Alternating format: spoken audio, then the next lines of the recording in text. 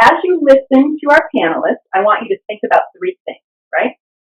Number one, I want you to listen to how they landed where they are, okay? What was their story? How did they land in data science?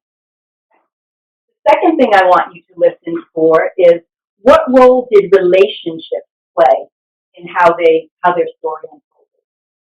So that's the networking word. And then the third thing is they're going to share some advice. So I want you to think about how can you apply any advice that you've heard from them or aspects of their own story to your own journey as you're figuring out and implementing where you want to land next. Okay? So just listen through that lens. And then if you have questions, those of you that are in the audience, type them in. Jeffrey's monitoring them, and we'll weave them into the Q&A. Okay, so I think I acknowledged everyone. Can we have our panelists come on up? So hopefully you read their bios, but Dr. Vasily Satori is an experienced data science leader.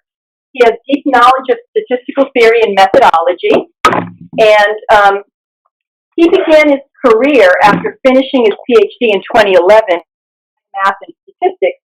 He went out and worked in the financial industry. So he's worked for Barclays, Dun & Bradstreet, KPMG, Capital One, and now he's at a startup, a venture company, Cerebri AI. And Dr. Sherika Sylvester was actually a postdoc here. So she's a lead data scientist at Booz Allen Hamilton, where she's providing analytical support and solutions to problems in the life sciences and healthcare industries. So she's an active member of DataKind DC, and she studied neuroscience as a postdoc in Dr. Patrick Knoll's lab here at Maryland. And she was in Dr. Amir Askey's lab at the Weill Cornell School of Medicine. Okay, so they come from very different backgrounds, and they're both in data science, and I'm going to let them share their stories. We'll start with Vasily, and I'll give you a 3-minute warning. Okay? Okay, thank you. So I guess my agenda is I'll talk about myself, which I like to do. I'm going to try to keep this interesting, on time, and hopefully useful. As you can see, I've prepared some notes. And given that I have a lot here, I'm going to try to skip over a few things. So I was born in New Jersey, Hackensack, New Jersey. Moved to Cyprus when I was a kid with my parents. So I grew up under the Greek educational system. A couple of items I guess I could extract from that is rigorous math training and critical thinking. I grew up with ancient Greek being considered a foreign language. I struggled with that. Moved back to the States, finished high school in the States. I went to Rutgers as my undergrad in aerospace engineering. I wanted to be an artist, but my father wouldn't pay the bills for an art degree, so I chose engineering, and this is a theme that I'm going to touch on next. I didn't really have a lot of planning or advice, or I didn't really know where to take my career at that point, so engineering was a choice that I could take. The next chapter I call PhD attempt number 1. After Rutgers, I applied to Columbia University. I did good as an undergraduate, and really the application process or the pursuit of a PhD was a result of momentum, maybe peer pressure. My friends were doing it, why not? I didn't really have a plan or any kind of justification for looking for a PhD. It was just a continuation. But I wasn't necessarily ready for a PhD. I left Columbia with a master's degree, and I decided to change gears. And that was the first time in my life where I was faced with, I had to evaluate my career. I had to sit down and actually make a choice. Up until that time, everything was pretty much structured. High school, college, the setting was structured, and my path was a given. So I decided to look for work. So I call this PhD interlude. I would describe my job search as rife with rejection. I mean, it was rejection after rejection after rejection. It was demoralizing. But in retrospect, I realized why. I mean, I didn't know what I was looking for. I had no real plan, and more importantly, being in New York City at the time, I didn't have the skills to break into the financial market, which was the main, employer in New York City. I, couldn't get into hedge funds or banking, or I just didn't have the right skill sets. So this was the second time that I was forced to evaluate my career path and pause. I wasn't making it in the PhD. I wasn't getting a job, so I didn't really know, where do you go next? So I decided to travel. I don't know. I saw a documentary about Sichuan province, kind of a random event, and I thought, why not? I got up. I went to China for 4 months, and I gained some perspective in retrospect. It gave me time to pause and realize that the one path that I was on wasn't the path or the only path. And I think I tried to distill this down to lessons that I've learned, and I guess I get to lesson number one for me, which is take time to pause, get to know yourself, and that there are many paths to life. And of course, it's easy to say in retrospect, but it's good to get this in terms of a soundbite. Still on the PhD interlude, I decided to come back to the States and got my first job. I realized that I needed to focus on the skills that I had gained as an engineer instead of pursuing a career that was entirely outside of what I had learned to do. My first job was with Lockheed Martin. That brought me to DC from New York, and I've been here since. So I'll skip over a couple of the details here, but I think Lockheed also helped me realize that I needed to go back to grad school, and there are two reasons. One, it was an increased focus on data analytics. So it was less about first principles in engineering. It was less about the physics. It was becoming, less about the engineering and more about the data. And we're talking about an engineering company. Now, it could have had something to do with the area that I was working in, which was flight conflict resolution algorithms, basically making sure airplanes don't crash while we're flying around. And as you can imagine, small margins of error. They're interested in uncertainty analysis. Uncertainty analysis leads to probability theory. What's the probability that these two flights will conflict, given certain variables, certain states of the problem? I also had a nagging feeling that I had failed earlier in my first attempt, so I decided to go back to school. So this is my lesson number 2 in life, which was don't be afraid to pivot. Go the opposite direction if necessary, because it may ultimately make you happier. So this next chapter is PhD attempt number 2. I joined University of Maryland. I essentially switched gears. I joined Applied Math and Scientific Computing here, working with Professor Michael Pecht in CALS. I did my thesis in prognostics and health management. So as you can imagine, lots of survival analysis, lots of probability theory, machine learning. The PhD required and taught me to be consistently dedicated, persistent. If I had to pick one word, I would use the word persistent. I'm sure many of you would relate. And I think I extracted 2 lessons out of my experience at the University of Maryland. One is practice presenting complex concepts. So yes, PowerPoint. Distill your thoughts as much as possible and as frequently as possible, down to paper and down to one slide if possible. And I have CALS to thank for that, because we had a monthly cadence of presentations, which was great in retrospect. Practice. So the other thing is practice being concise, short and sweet. I think one of the most powerful things I learned was not to be hand wavy. Build correct notation, and say things the way they are and not embellish. And when I say embellish, I mean, you don't need to write 3 pages when things can be said in 1 paragraph. What always comes to mind is that, someone said, and I don't know who said this, but I like the saying, sorry, dear, I didn't have time to write a short letter. So I think that kind of summarizes things.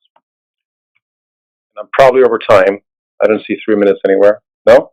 Awesome. Nice. I'm blowing through this. Good. Okay, so next chapter is I call After PhD.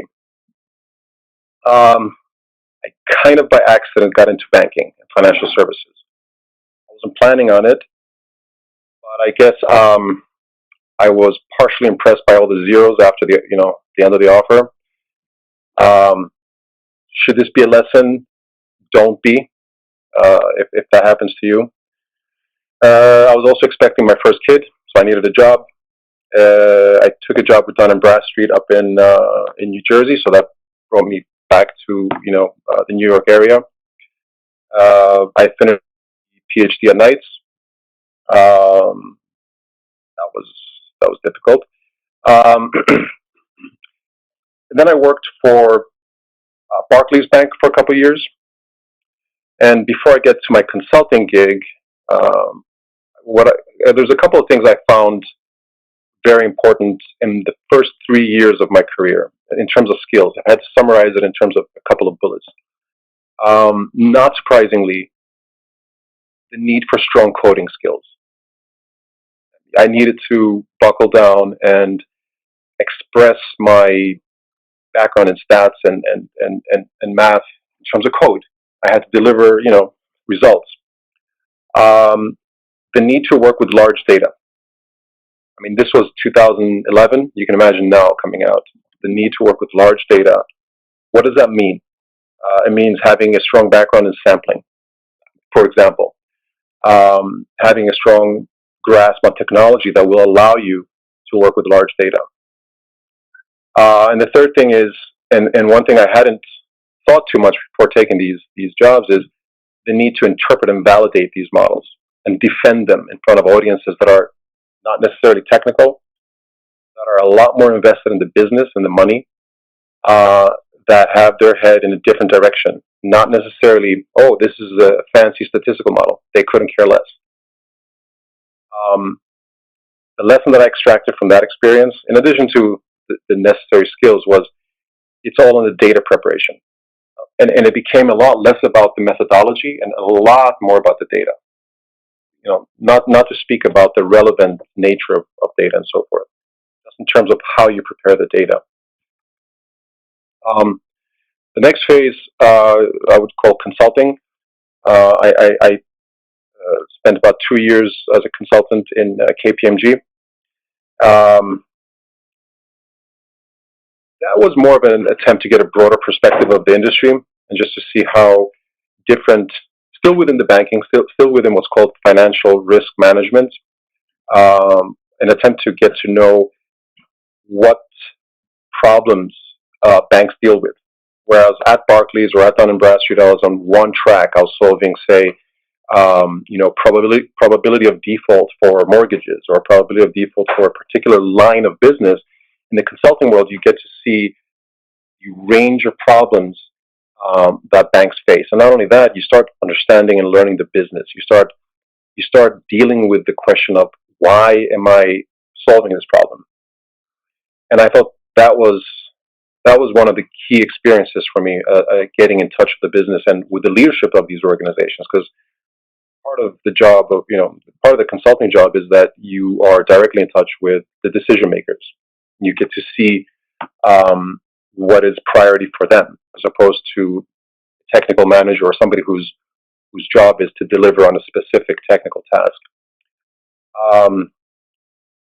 Another good outcome out of this was that I got to hone some softer skills.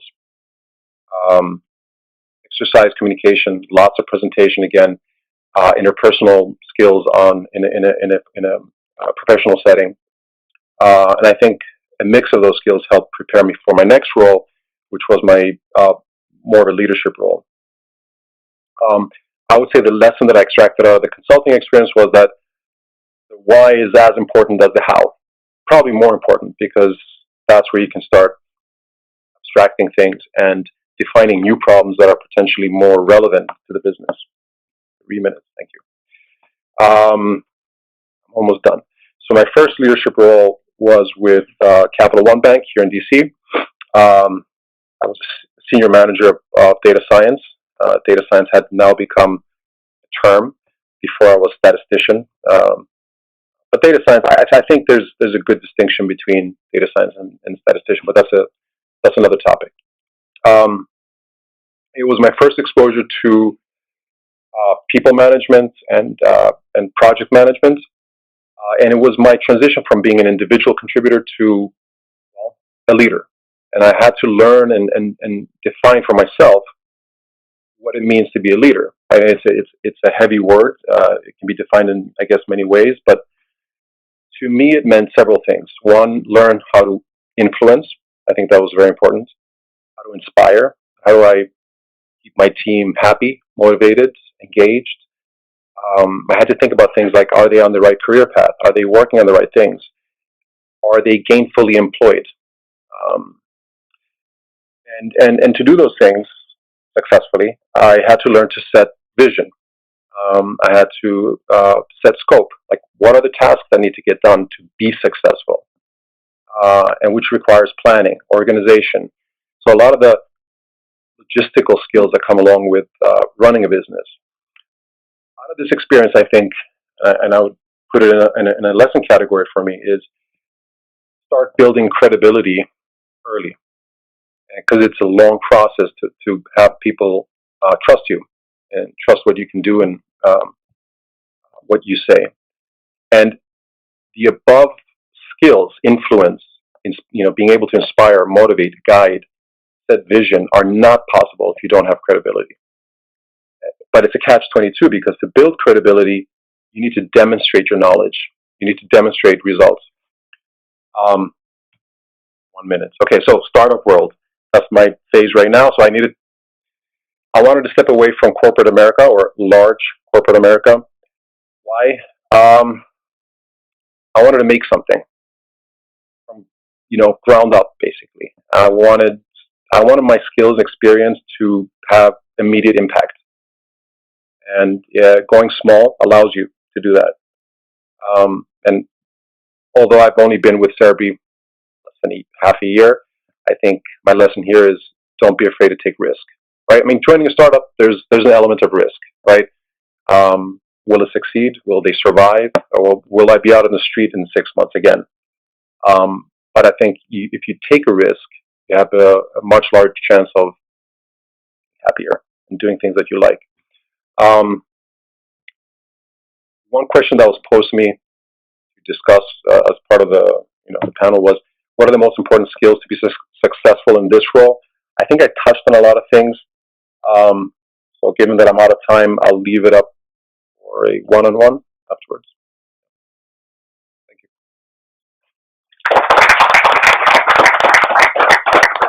Dr. Sylvester, we'll go right on to you, and we'll take questions at the end collectively.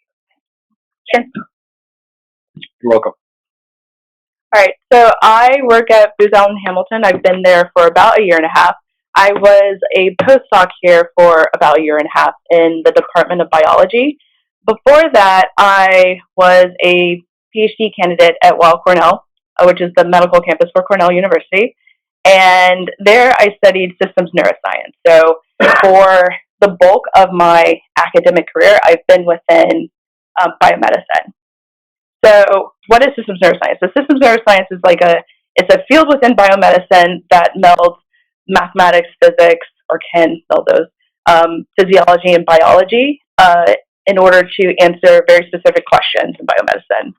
And so as a result, my background is, I would like to say, pretty diverse in that I've touched on physics and math, computer science, and also basic neuroscience. So how did I go from biomedicine to data science? So I would like to think personally that my trajectory was pretty linear. I do have an undergraduate degree in mathematics, so it's kind of like math and data science kind of go hand in hand. But in hindsight, my trajectory was not all that linear, and actually it was full of several disruptions. So the first disruption actually was at UMBC, where I was initially a biochemistry major. At the time, I loved math. I was a dork. I was in the Meyerhoff program, so my trajectory was science and STEM from the beginning. So at that time, I discovered that I actually preferred mathematics. And so in my junior year, I changed my major to math, and I minored in biology and chemistry, which is kind of crazy and it may not be the most intelligent thing to do since my junior year I switched. I did end up spending 5 years at UMBC as a result, but I'm pretty happy with my decision. So what led to that change? So this is disruption number one. As a requirement of the program I was in at UMBC, I had to do summer internships. I did summer internships and also internships during the school year, and that exposed me to different concepts and different ones within biomedicine. So I did one internship at Stanford University in their medical informatics department, and I was doing machine learning and R. So this was probably like 15 years ago when I started doing machine learning. But at the time, since I was a biochemistry major, I also did quite a few biochem internships. So I worked in an NMR lab. I worked in 2 X-ray crystallography labs.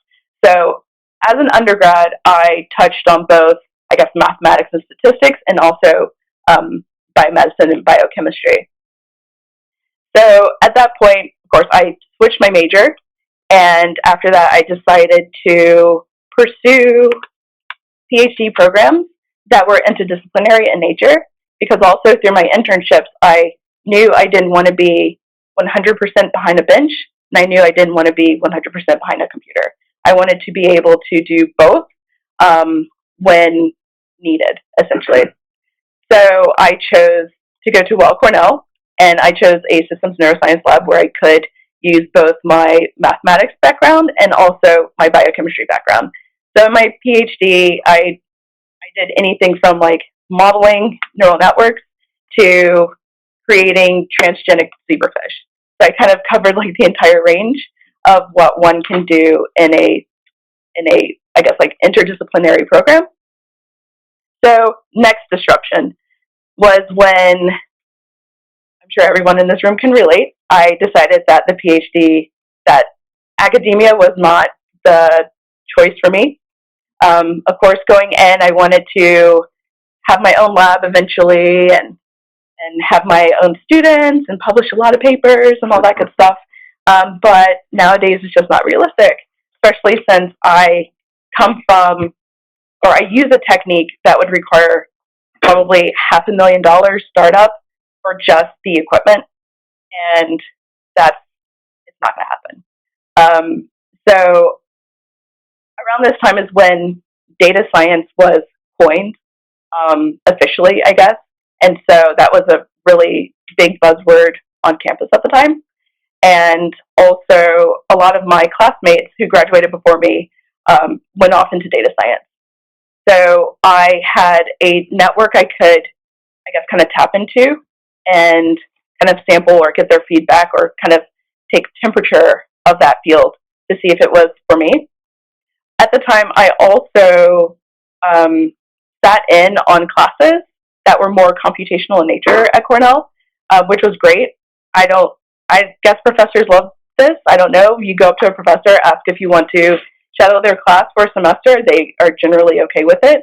I did it here as a postdoc. I shadowed a deep learning course, and there were no issues. I also, during my PhD, took online courses to kind of gain more insight into what the world of data science actually was.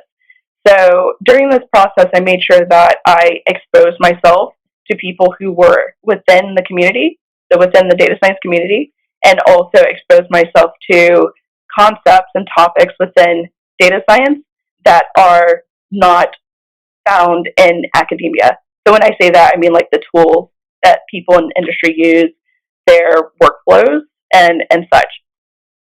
So that was disruption number 2. Disruption number 3. So I came to UMD for a postdoc because at the time I wasn't entirely confident in my skills as a data scientist. Looking back, I was definitely ready. I don't know what was wrong with me, but I was definitely ready years ago.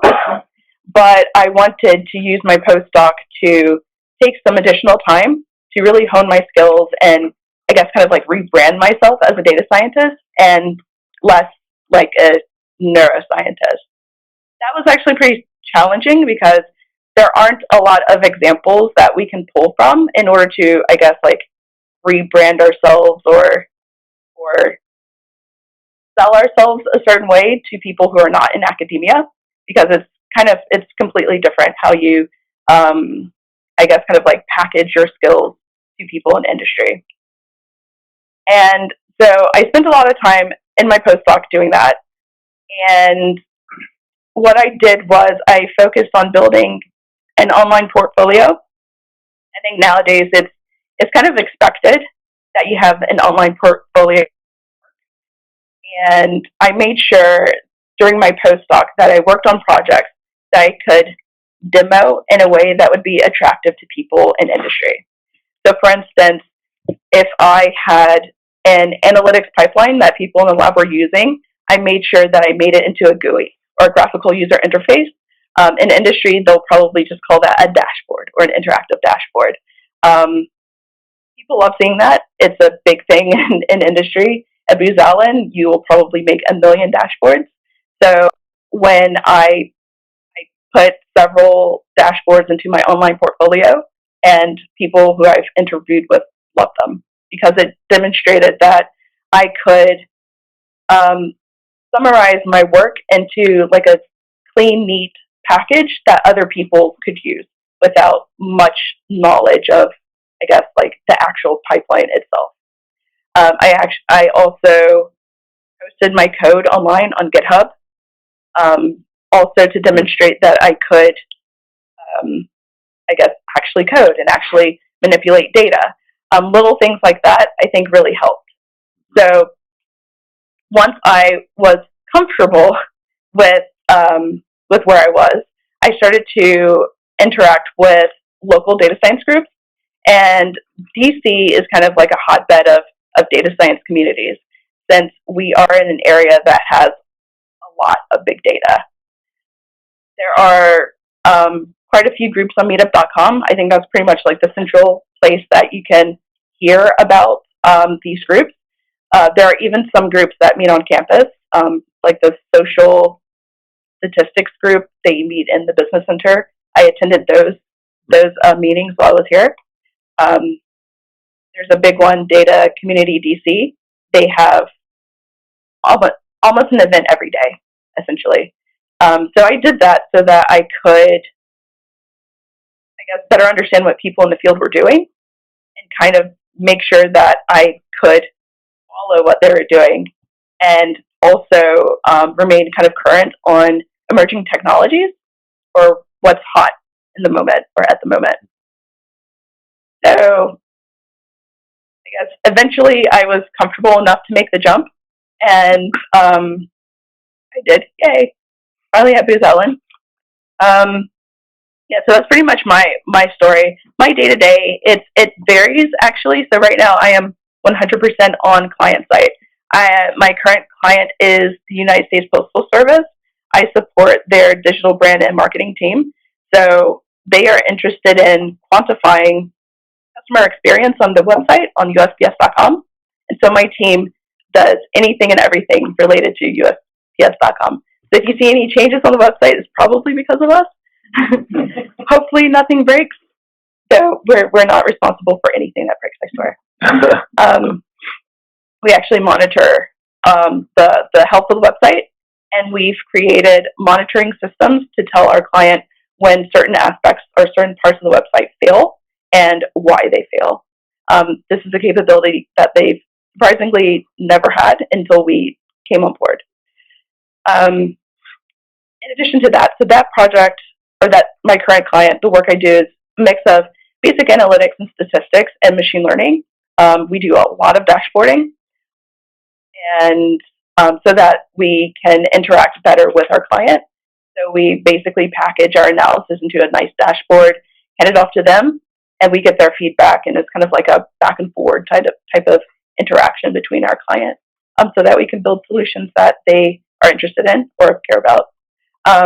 In addition to that project, I've also worked on a research project with the FDA. I worked with a team. They were interested in using natural language processing to predict patient outcomes from medical records, from handwritten medical records. I've worked with a team at the VA. They were interested in identifying cases of fraud and waste across various VA programs, and that was also just basic analytics and statistics. I've done computer vision work, pretty much the whole gamut, I would say. I guess that's kind of like a feature of Booz Allen. Since it is a consulting firm, we have a lot of clients. Most of the clients, or pretty much all the clients, are within the federal government. So I do have the ability to work with many different people, different disciplines within data science.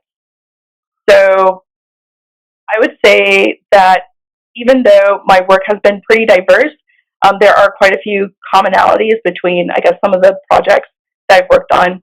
One would be, I guess, the scientific process. So the scientific process and consulting is kind of the same in academia. So you have an observation, you create questions, you develop hypotheses after careful research, experimentation, data analysis, conclusions, so forth. Pretty much the same in consulting, or at least the projects that I've been on, with the exception of a few things. For instance, everything has to have a business impact. They don't care what we do, as long as we can positively influence the business. Also, some of our questions or some of the work that we do, it's very narrow and focused because we're hired for a very specific purpose. However, being a consultant, we do have the liberty to tell our clients what they should be interested in, or guide or change their line of questioning. Other than that, everything's pretty much the same. Communication is really big. At Booz Allen, communication could be in the form of a report, a presentation, conference presentation, and of course, interactive dashboards. In terms of advice for everyone, I guess what helped me the most was exposure, being exposed to the data science community, and being exposed to, I guess, kind of like the tools of the trade and emerging technologies that they are focused on. And then I think also what helped me too was having a really good online portfolio and a resume that was tailored to industry, not an academic resume. They're very different in a lot of regards, and also networking. I think that's it.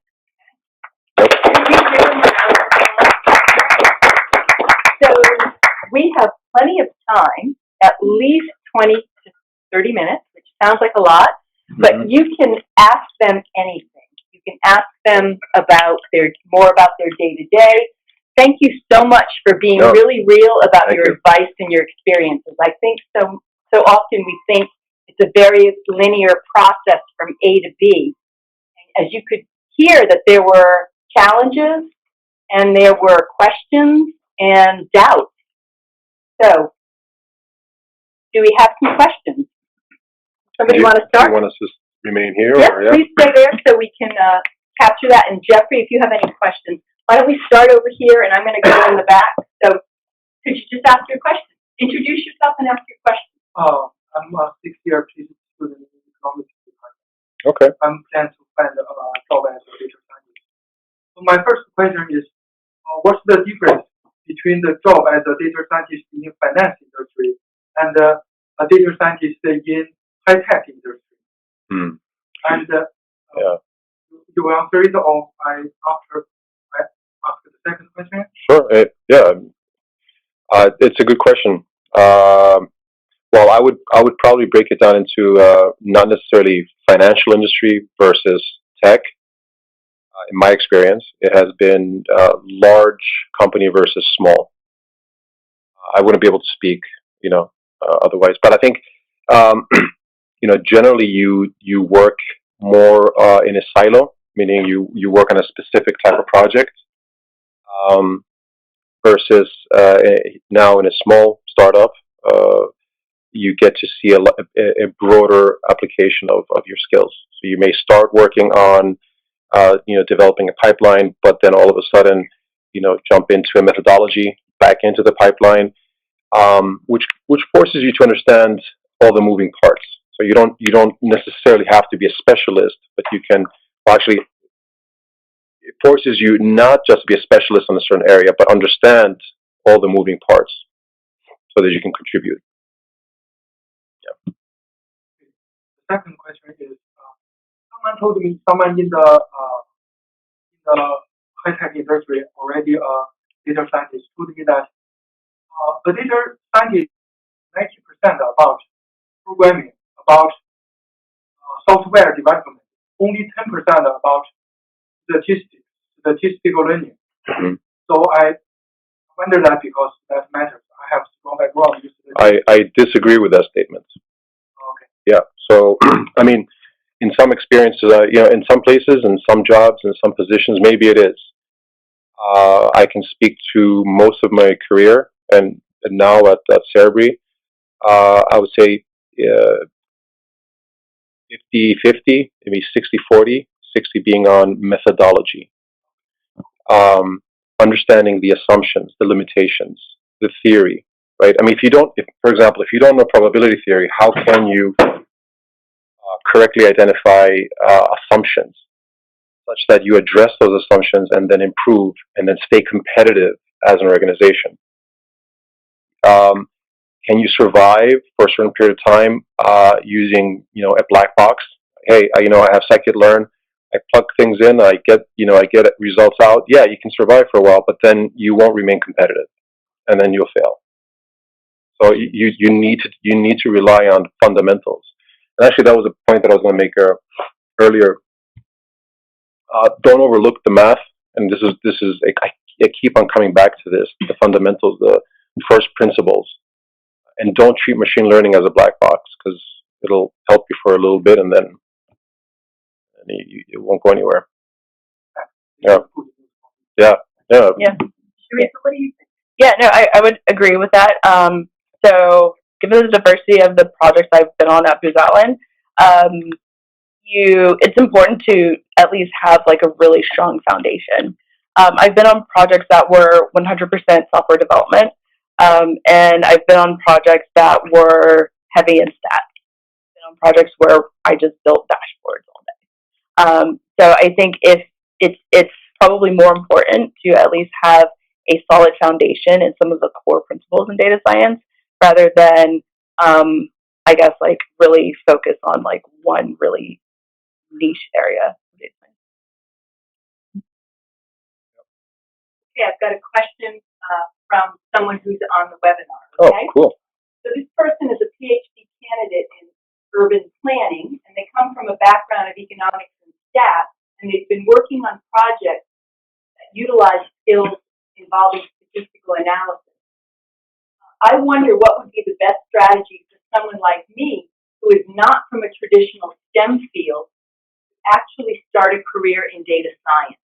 So I'm going to guess you have colleagues who come perhaps from other fields. Of course. What advice do you have for this person? Do you want to go first? Sure. So I would say if your work allows it, I would definitely try to spend your work in a way that, again, would be attractive to folks in industry, and also work on distilling your current work in a way that is a bit more accessible to the general public. So at Booz Allen, for instance, we do have quite a few people who come in without any sort of analytical experience whatsoever. However, we do, since we are a big box sort of firm, we do have programs in place to bring people up to speed. So we have a few data science programs for people with backgrounds with non-STEM or traditional data science backgrounds.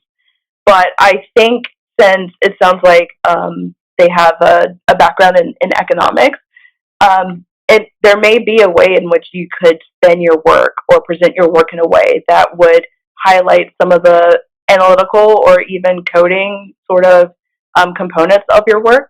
I think it would require a bit of work on your part to really hone in on what areas you would feel someone in industry would be interested in seeing, or even a little bit of work to reach out and find people who would go through your work and tell you or provide suggestions on what aspects of your work you should highlight for data science and for industry.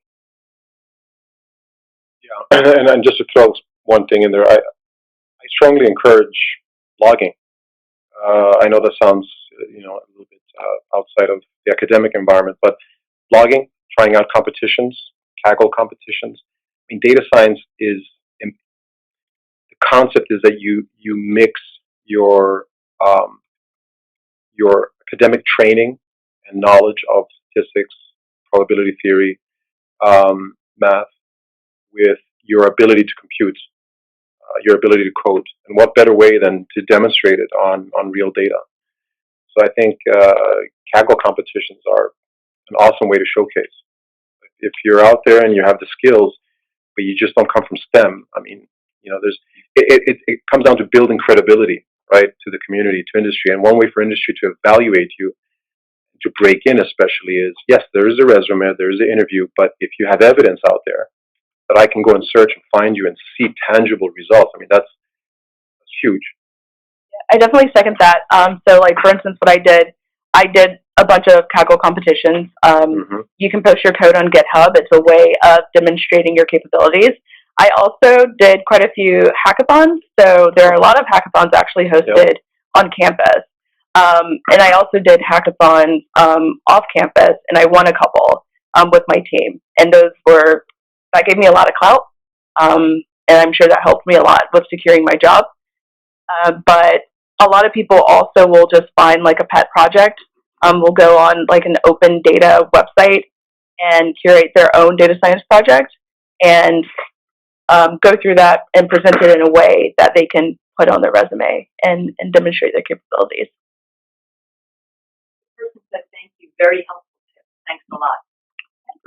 That's more questions. Actually, after all our questions on that, so either you have the job help them come with your background, math, statistics, or computer science. What's your suggestion for someone who isn't actually from that major engineering or other STEM who from them? How do they pull their resume and skill set and for that level from that or can that process like how they market themselves with right job like Could I put a little spin on that question? Have both of you been on the hiring side and looking for team members? Like, could you that's a great question. Could you answer it for what you're looking for when you're reviewing applications? I'll take a stab at it first. Yeah, I mean, there is a hard reality, right, that you either have the skills or you don't, or one has the skills or one doesn't. It doesn't necessarily matter that, in reference to the previous question, that you come from STEM or from a math program or from a stats program. Does it add weight? Sure, right? I mean, some of the things, for example, that we're looking for are to be very specific. Markup decision processes. Right? to know about markup decision processes, you need to know about stochastic processes. To know about stochastic processes, you need to have taken certain high-level statistics and probability theory courses.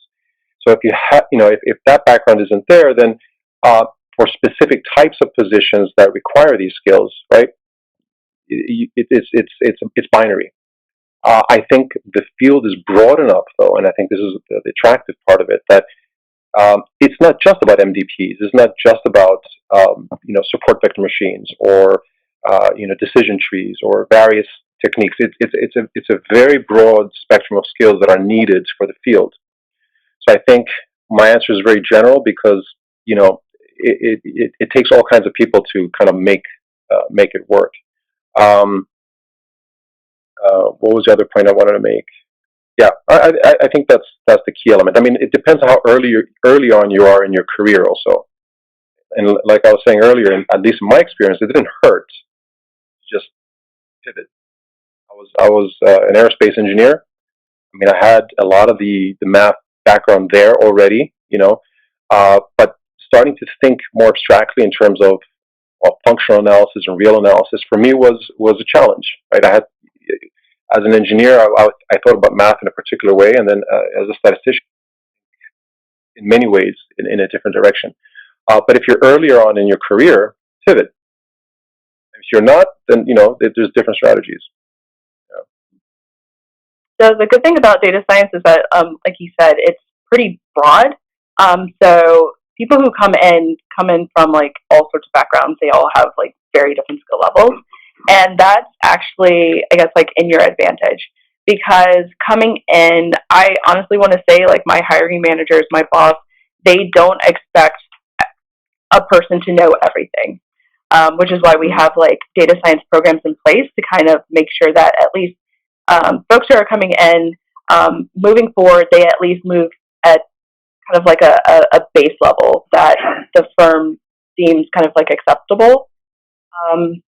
But I think in terms of like learning some of the concepts, so I did Coursera. There's a very popular data science Coursera course, the R1 by group at Johns Hopkins. I think everyone on the planet has taken it. Everyone has also taken Andrew Ng's machine learning course. Yep. No one will think poorly of you if you learn data science from online courses, because we all learn things from the internet these days. Yep. There are also, I guess, like paid courses that one can take. So General Assembly, Metas. You have a PhD, so there are programs that are targeted specifically for PhDs that are free. So like Insight Data Science, I think Metas may be free for PhDs too. So there are quite a few resources out there that you could definitely look into and probably use yourself. Yeah, I agree with that. What is the stresses from your daily work like now compared to the stresses in academia, specifically the stress to public affairs and to write grants and things? I can take this. Okay, so it's completely different. So since my clients are in government, we follow their schedule, like 8 to 4, 8 to 3 daily.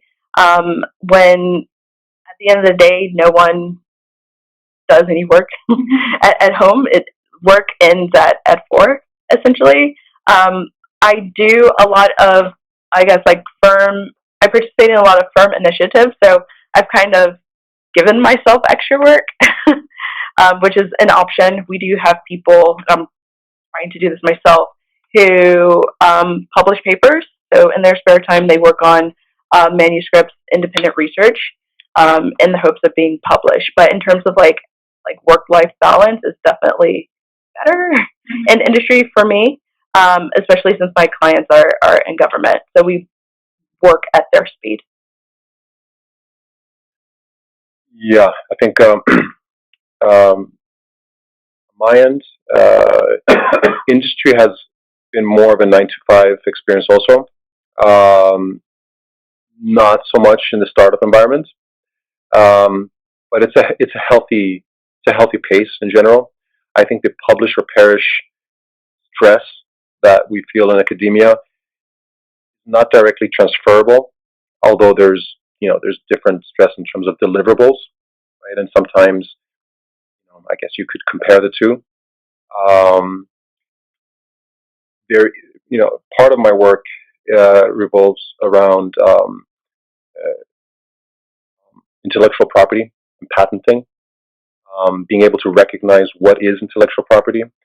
There are white papers that come out of that, but most of the, I guess, writing, I wouldn't call it publishing, but most of the writing of white papers are meant for internal purposes and for patenting. Obviously, this information is generally not for public consumption.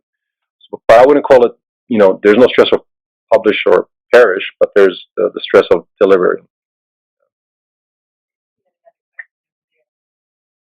Hi, my name is Hector. I'm a postdoc working in the physics department, and I was curious if, for someone who is coming out of academia and trying to get into industry, would be advisable to try to first get into one of these big companies where presumably the job of a data scientist is better structured as opposed to a startup where you really don't have a real world experience and maybe you are thrown in an environment that's hard for you to define your job? I'll take a stab at it. Yes, I mean, you could argue that getting a first job in a large corporation would provide you more structure, and that would probably be true. But would it provide more direction and training? I would argue both ways. Although I'm coming into the startup world, a little bit later in my career, I entered my career in large corporate America, and you always run the risk of falling in a crack somewhere where really you're not learning. You don't have a manager or an advisor who's taking you anywhere. Your skills are not being utilized or recognized. I mean, that can happen easily. Of course, it falls back on you to communicate these things and broadcast and being able to publish your ideas. Not necessarily on paper, but through networking, through promoting your own agenda. In a startup, you have much smaller chance of falling in a crack. You're there, you're visible, you're contributing, they're relying on you. But that's not to say that everything depends on you. One knows, and when you're entering the job, what your level is, what you can contribute. So the expectations are generally realistic. I'm kind of broadly addressing this, but I wouldn't say that you have less of a chance of making it as a first step in a startup as opposed to in large corporate America. There are merits to both, of course, but yeah.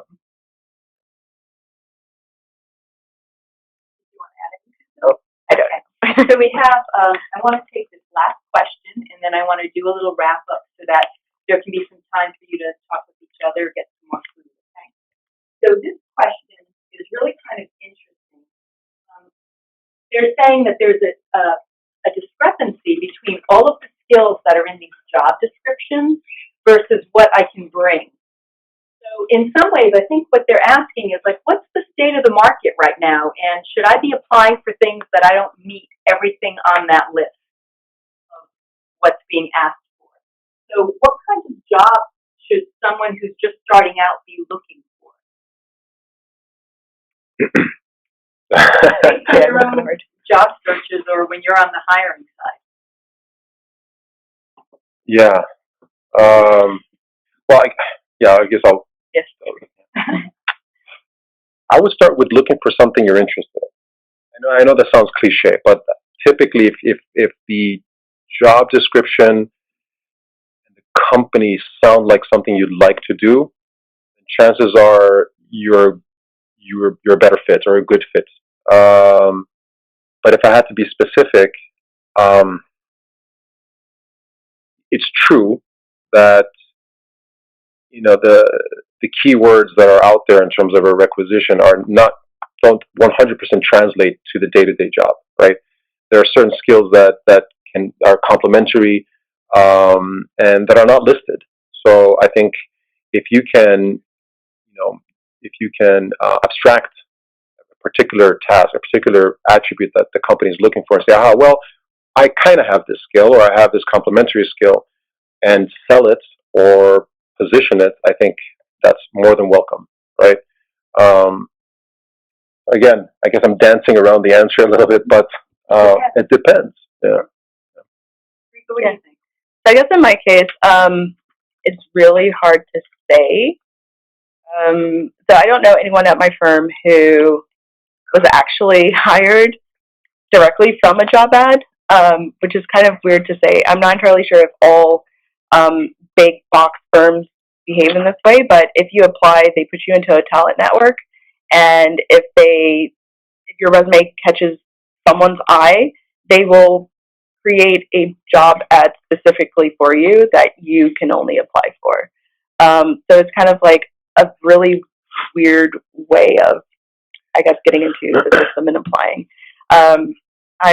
I'm not anyone special at the firm. It happens to a lot of people at the firm. I think quite a few people.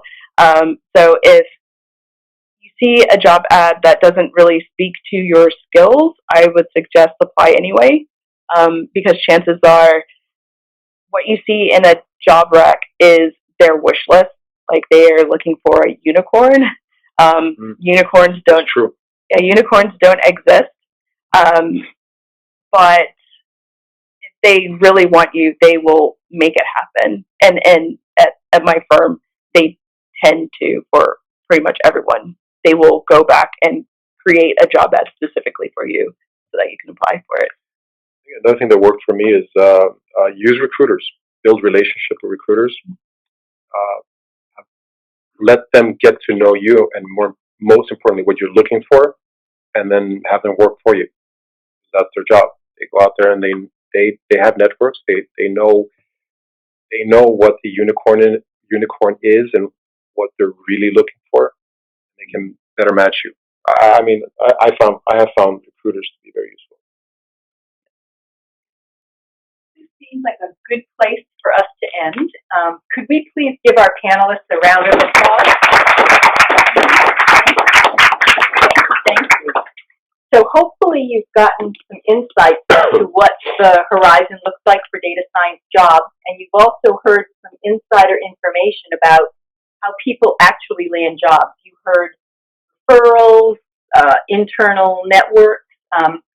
I want to do a little plug for informational interviewing, meaning conducting conversations with our alumni like these two who are out there in the work world. And if you don't know what I mean by an informational interview, the minute you meet with me, you'll know more about it, right?